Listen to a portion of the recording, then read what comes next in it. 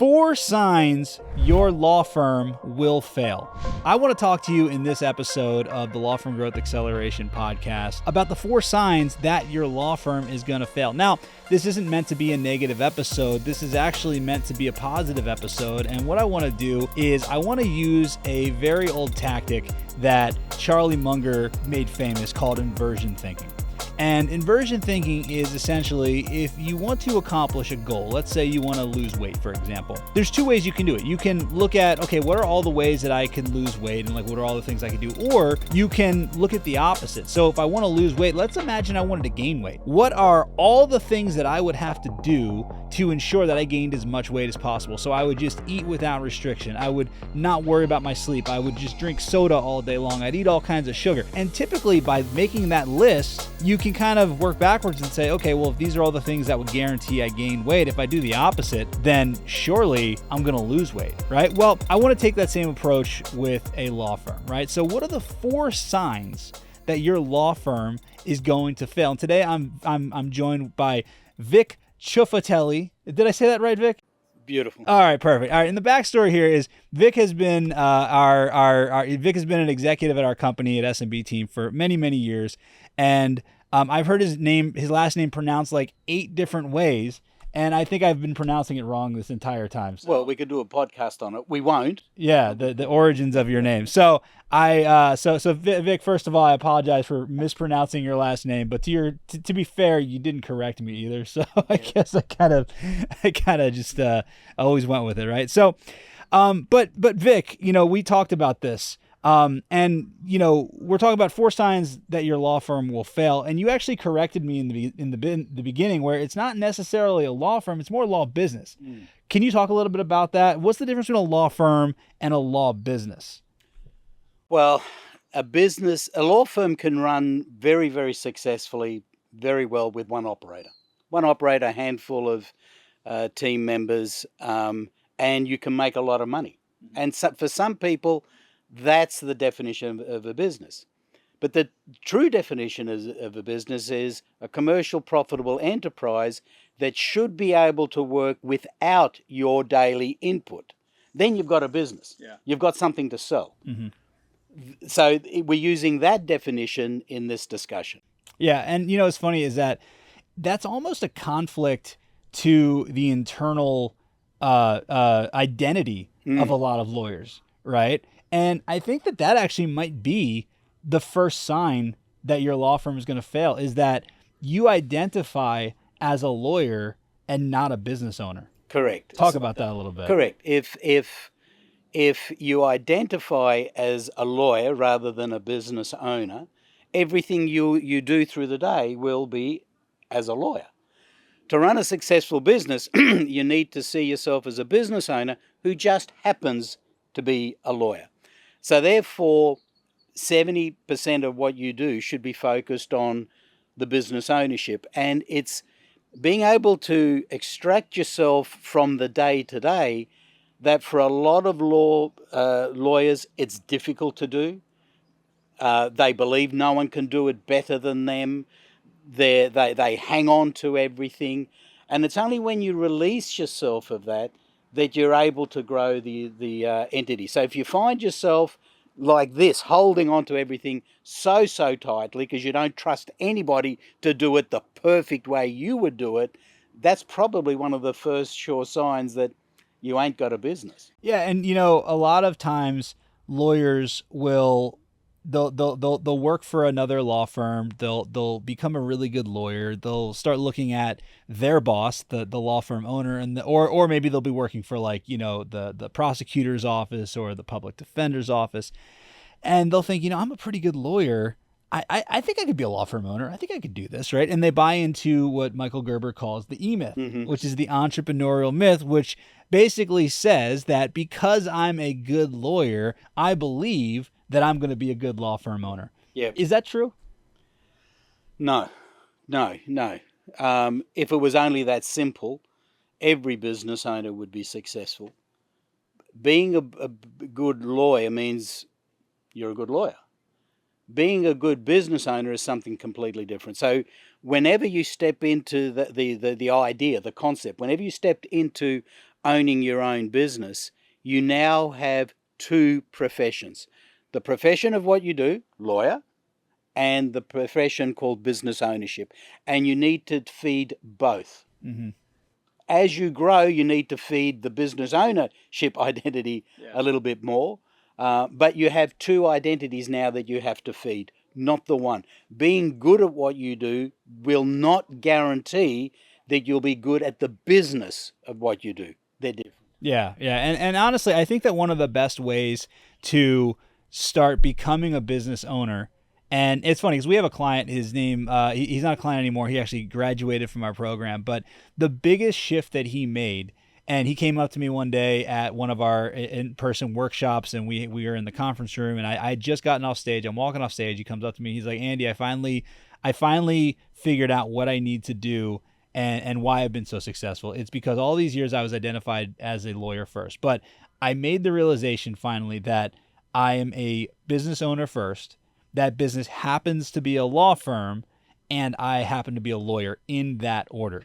And once he made that shift, once he kind of changed that identity, he was able to just grow his law firm like crazy. And the other interesting thing is that once he started doing that, he stopped hanging around with so many lawyers. He started joining masterminds and started hanging out with other business owners, not just lawyers. Because there's this tendency to think, I'm a personal injury attorney. I can only hang out with personal injury attorneys. Like, I don't want to do this marketing thing unless it's specific to how do I grow a personal injury law firm, right? But the truth is that the most successful business owners will look at ideas from all different industries, and they ask the question, how do I apply this to my business? Whether it's hiring, whether it's finance, whether it's marketing, whether it's, a lot of different things, even like client relations and things like that. When you start doing that, then you start acting like a business owner and not necessarily a lawyer. So I think that's the first thing is that's the first sign is that you identify as a lawyer and not a business owner. Yeah, and just that journey in itself to be a lawyer, and you identify this very well in your law case legacy staircase. The Lawyer legacy staircase, where you start off as a student. So as a lawyer, you've spent 4, 5, 6 years at college earning your law degree, further education to pass the bar. Then comes that exciting day when you launch your own business and you've spent how many years learning how to be a business owner? Yeah. Well, generally none. All right, not even in weeks. You couldn't measure it in weeks. And somehow, where you've spent 6 years learning this profession, you expect to adopt this profession of business ownership automatically. Like go to sleep and get up in the next morning, right, I'm a business owner now, I should by osmosis know what to do. Yeah, exactly. So, all right. So let's talk about the second sign that your law firm is going to fail. And I think it has to be, you don't really prioritize intake. You don't prioritize answering the leads and converting the leads from lead into client. And the reason I'm not saying you don't have leads is because all the leads in the world are useless if you don't have a solid intake system to actually convert them from lead to client. So what are some of the mistakes that you think lawyers make when it comes to their intake? Yeah, I think that most people have a negative view on sales. They don't want to seem like they're harassing. They don't want to come across as that overzealous salesperson. And that, to me, is completely wrong. You need to be overzealous. You need to be that type of salesperson because you're selling your services. Mm-hmm. If you can't be passionate about selling yourself and view that as selling, yes, I am selling, and be proud of that fact, you owe it to that prospect. You need to have the belief that you are the best at what you do in the local market. This person was blessed when they first approached you. And the worst thing you can do to that person is allow them to leave your offices and not sign up with your firm. If you view sales from that entity, then you'll learn how to be a great salesperson.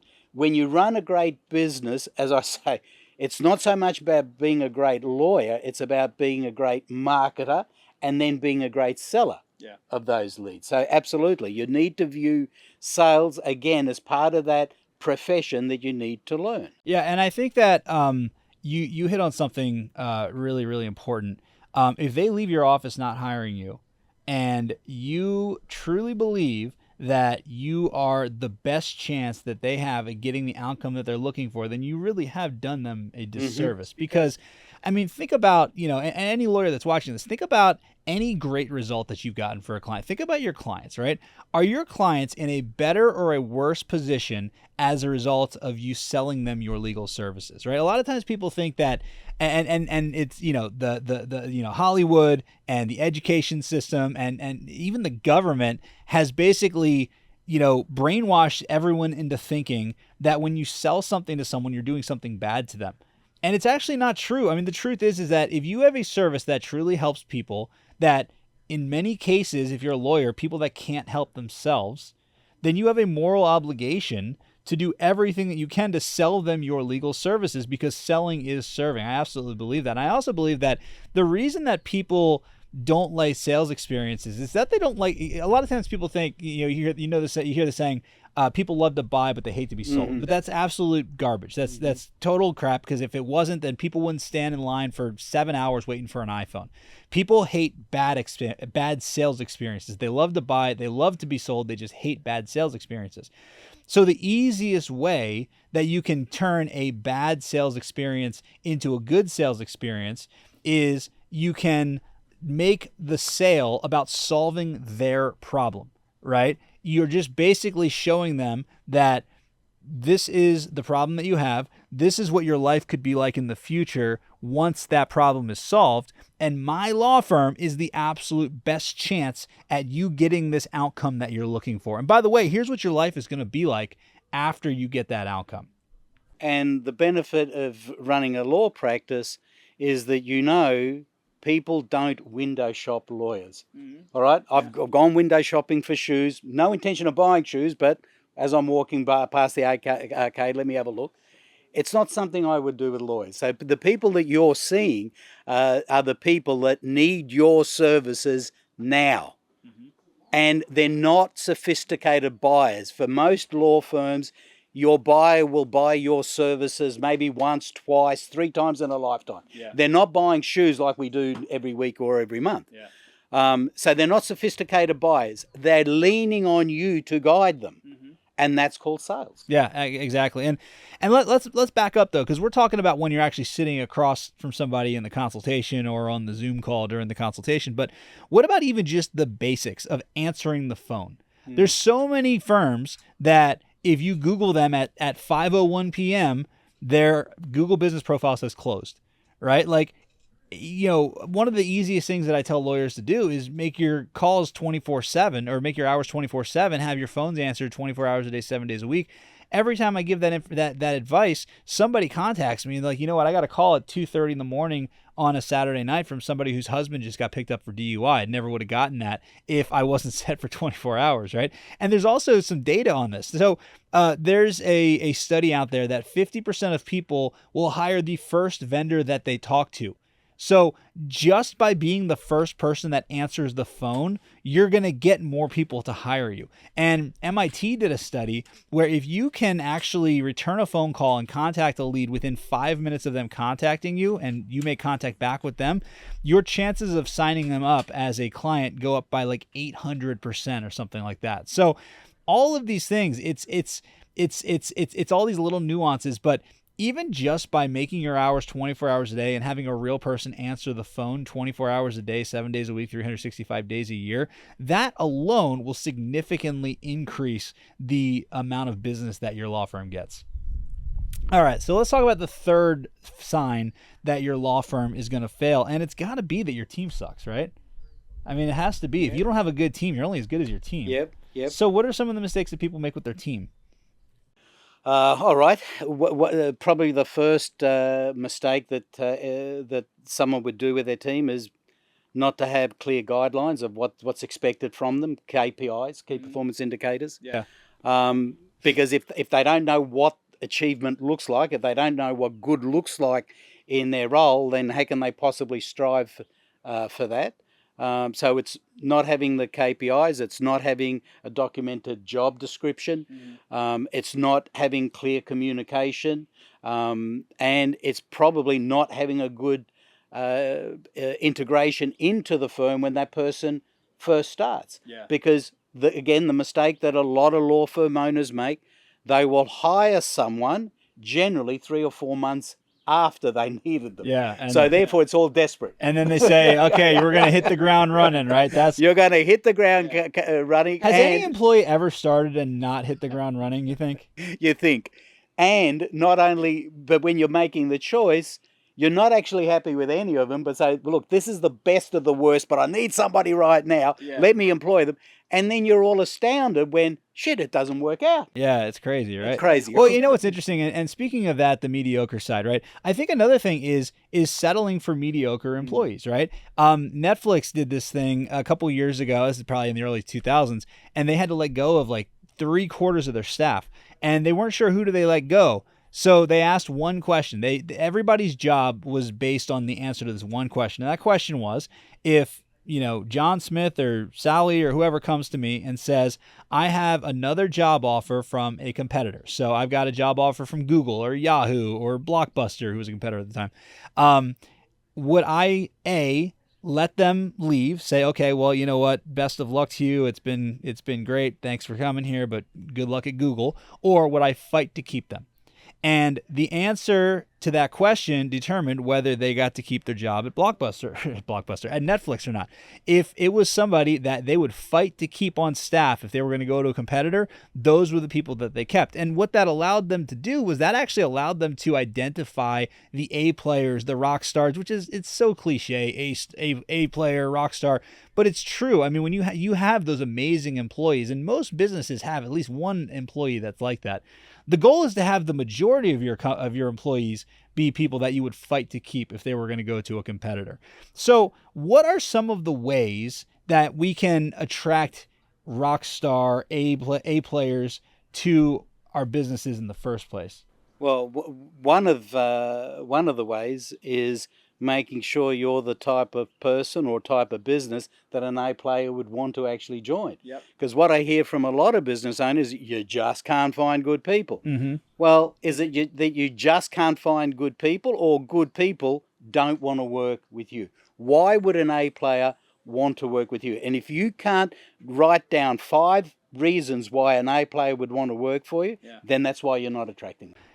We're in September right now, and I was just reading that OpenAI so far has had 400,000 job applications this year. Google and Facebook each get 3 million applications a year. These are companies that people want to work for. They're attracting A players, right? And I always think of the story when Tom Brady left the New England Patriots. He left the Patriots, and then he went and he interviewed with the Miami Dolphins, and he went and interviewed with the Tampa Bay Bucks, and he interviewed with the Broncos, and there's probably some other teams also. And the question I always ask is, like, do you think they were interviewing him, or do you think he was interviewing them? Because he's an A player. A players get to pick where they play. A players get to pick where they work. So your number one job needs to be creating an environment that attracts A players, right? That actually makes somebody want to dedicate 40 hours of their life every single week that they're never going to get back. There's only 168 hours a week.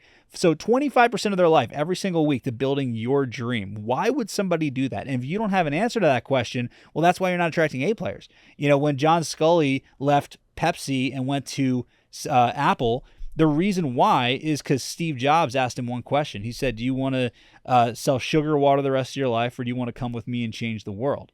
So what we need to be doing is we need to think about, okay, well, how do we make A players want to work with us? How do we attract those people? And, what are some of the things that you found that the best employees actually want when they look for a business?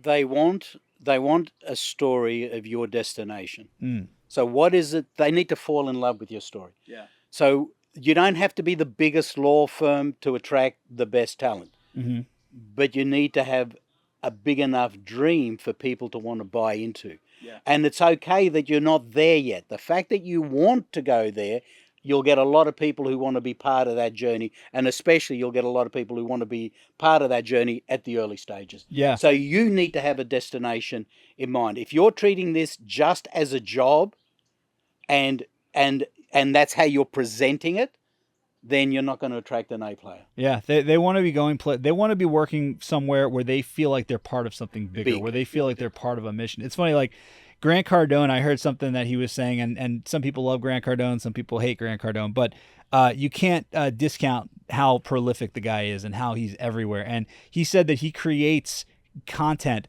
for 4 reasons. The fourth reason, and I'm going in least order of importance to most importance. The fourth and least important is to get customers and clients. The third reason is to intimidate his competition, to scare off his competitors. The second most important reason that he creates content is so that he can actually learn better, because a lot of times when you teach, you learn better. And the number one reason that he creates content is so that he's attracting amazing employees to his business. Because he's putting himself out there. He's showing that this is a big enterprise. We're making all these cool moves. We're doing all this really great stuff. And because of that, it's magnetic. People want to come to him, and they want to work for his business. And I think for a lot of law firm owners, being the size that they are, you really need to adapt that adage of fake it until you make it. And it's only fake if you have no intention of going there. It's not fake if that's your intention. Yeah, exactly. And another thing is you have to hire A players and let A players do what you hired them to do. You should not have to micromanage A players. In fact, most of the people that you hire should be smarter than you. That's what Steve Jobs said in an interview I saw recently. He obviously did the interview a long time ago, but he said, we hire people to tell us what to do. Not the other way around. We don't hire order takers. We hire people to tell us what to do. And if you make that your philosophy when hiring, then you're going to attract much better employees, and you're going to have much better success, and you're going to run your law firm like a business and not just like a mom and pop shop that's always in dysfunction and always turning over employees, and you're always having to babysit your employees. So that's the third thing. What's number 4? I think number 4. Well, actually, I want to hear I'm curious what you think is number 4. Okay, what I would throw in that mix is if I wanted to kill my law firm, if I wanted to, well, what could I do to make it unsuccessful? I wouldn't have a documented business plan. So not having a documented business plan, so the reverse, if you mean business and you're serious about business, you've got to document your business plan. Now, for most business owners, they do have a business plan, but it's here. Only they know it. And they don't have it financially, they don't have numbers to it. They just have this thought of where they want to go. As soon as you document it, then you put the costings behind it, and you put the marketing and the sales numbers behind it. Therefore, you've got a roadmap, and now it becomes real. Yeah, exactly. And that's actually what that was going to be mine, was going to be, don't have any sort of profit plan and just kind of be shooting from the hip all the time, you know? And what's funny is that there's a lot of law firms that do that. And we actually have a fractional CFO program where law firms, and we do like free consultations, and we do a profit analysis. And without fail, every single time, lawyers will come in, law firm owners will come in, and we'll look at their books, and we'll find them 20, 30, 40% more profit. And it's not like crazy stuff. It's like, accounts receivable, like, oh, I didn't realize that these 10 clients hadn't paid me for the last 6 months, and different things like that. And it's usually just because you're just not paying attention to it. But the thing is that even down to like recurring subscriptions, like $59 a month here and $25 a month here, it all starts to add up, and all these things add up to the point where it's a very substantial amount of money going out of the business, and that money is 100% profit that should be going into your pocket, but is or could be being reinvested into the business, but it's just leaking like a bucket, right? And having a plan to fix those profits and actually pay attention to those profits is going to ultimately make you more money. It always does, because where attention goes, cash flows, as they say. So what is the first step when people want to put together a business plan and they want to start getting their finances and most more of the profits in order? Like, what are the things that you tell them? Let's start here. So the first thing that you should do is, what's the destination? So if it's a 1-year business plan, okay, where is the business today? What do I want the revenue to be? What do I want the profit to be in 12 months' time. So you need to start with the destination. It's no different than going on a road trip. Yeah. Back in the day when most of us had maps, you would where do I want to go? Well, I want to go here. I'm here, and these are the highways I need to take. So we stayed on track. Yeah. Now, if you just got in your car and said, let's just go for a drive, you'll arrive at a destination. Your business will arrive at a destination. Get somewhere. Correct, it'll get somewhere. But is it where you want it to go? It's an unknown. Is it going to be Detroit or is it going to be Beverly Correct, Hills? correct. No offense to anybody from Detroit. No, yeah. and they're beautiful places, but not if I didn't want to go there. So, but your business is exactly the same. If you don't have a business plan, you're leaving it to hope. Yeah. All right. If you've got a business plan, you're a lot more strategic in every decision you make. A marketing decision, a sales decision, you're more strategic. So put a plan in place, then put numbers in place. Yeah. What do I need to achieve on a monthly basis, on a weekly basis, on a daily basis to make sure that I'm on track? Now, most businesses, like air flights, all right, most air flights, and I can't remember the exact statistic, but I think it's 92% of the time that an aeroplane is in the air, it's actually off track, right? But obviously it's on track when it lands, right? But because of wind and what have you, it adjusts. Business plan is exactly the same. Yeah. It's not that it's going to go exactly this way, but it's more probable you're going to hit your destination if you know what targets you have to hit daily, weekly, and monthly. Yeah, what I found is it's like Mike Tyson says, and it's 100% true. Everybody's a plan until they get punched in the face. But you have to have something that you're focused on, right? And one of the things that I like to, because it's when it really comes down to it, and I'm not a math guy. I was always an English guy in high school, and math was just like a foreign language to me. But if you can do some simple math and you figure out, okay, if I need to make, let's say you want to make $1 million just for simple math, right? And so I want to make $1 million. Well, how many clients do I need to make $1 million? Okay, well, how much is my average client worth? Okay, let's say it's $5,000. Well, if it's $5,000, then that is what, 200 clients, I think? So that'd be 200 clients. Okay, cool. So now we know that we need 200 clients to make $1 million. Okay, well, how many leads do I need to get 200 clients? Well, let's say for simple math, my closing percentage is 50%. So that means that I'm going to close 50% of the clients. Okay, so that means that I need 400 leads if I'm going to get 500, or if I'm going to get 200 clients, which is going to make me $1 million. Okay, well, how much do I need to spend to get 400 leads on ads and things like that? Okay, well, it costs me, call it $100 per lead. Okay, so if I need 400 leads and it's going to be $100 a lead, what is that, $40,000 in marketing? Again, I'm an English guy, not a guy. math guy. But I'm sure everyone's out there with calculators. But the point is, the point. The point is that you can literally just step backwards the entire way. And when at the end of the year, when it all shakes out, is it going to work out perfectly that I spent $40,000, I got 400 leads, I got 200 clients, and I made exactly $1 million? It's never going to be exact, but you're going to get a heck of a lot closer. And usually what I found is you end up exceeding the number, but you get a heck of a lot closer if you at least have something you're aiming for, other than just kind of like spraying and praying and trying to, hopefully we're spending enough money to get all these leads. And sometimes what this allows you to figure out is, okay, well, I want to make $1 million, but I'm only going to spend $10,000 on marketing, and you realize that, well, my goal is completely out of whack with what I'm willing to put into the goal, and it's unrealistic to hit that goal. So I either need to lower my goal or increase my activity toward that goal. And those are certain things that you only get, and you only make these realizations when you have a plan. Correct. Now, why don't business owners have a plan? Number one, it sounds too complex, and you've broken it down very beautifully there, so very simplified. Yes, as you get more sophisticated as a business owner, you can get more sophisticated into the numbers, but that's a great start that everybody can do straight away. Also, no one has the time. That's the excuse I hear a lot. Oh, I just don't have the time for this. Well, here's your biggest asset, and you don't have the time to plan your biggest asset. Yeah. That doesn't make sense, all right? Business planning is not sexy. Selling and doing the work is sexy. Business planning isn't sexy. But as a business owner, you have to make it sexy. You have to make the time.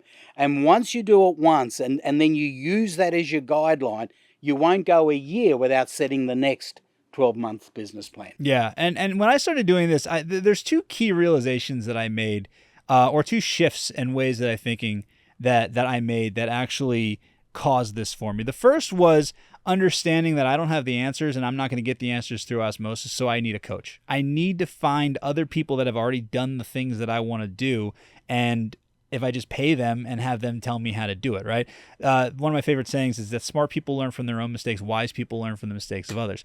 The second, and probably equally as important, maybe even more important, is changing my relationship with time and money and making the realization that time is not just slightly more valuable than money. Time is infinitely more valuable than money. I will trade my money for more time every single day of the week. That's why I don't clean my own house. That's why I don't cook my own food. That's why I don't cut my own lawn, because I will always be able to get more money. You can always make more money, but time never comes back. And time, as Vic said, is your absolute most valuable asset. We all have the same 24 hours in a day, yet somehow Elon Musk runs all of these companies that are doing just all of these crazy things, and you don't have time to make a business plan. You know what I mean? So it's like, and it's like when we start realizing that we all have the same 24 hours, but the difference is how we view our time and our money. A lot of times people don't want to part with their money to buy more time, but you will never get time back. You will never get that day back, that hour back. You can make $1 million tomorrow. So time, once you understand that time is infinitely more valuable than money, then you're going to be able to make leaps and bounds forward, or you're gonna be able to jump forward like so much faster and so much better than you would if you don't make that realization. So those are the 4 ways that you can pretty much guarantee your law firm is going to fail, or do the opposite, and guarantee success. Guarantee success. Yeah. So you got to shift your identity. You got to focus on your intake. You got to make sure that you have an amazing team and put together a plan that's going to be your roadmap for where you're going to go. So thank you guys for hanging out with us. I hope you enjoyed this episode of the Law Firm Growth Acceleration Podcast, and we will talk to you next time.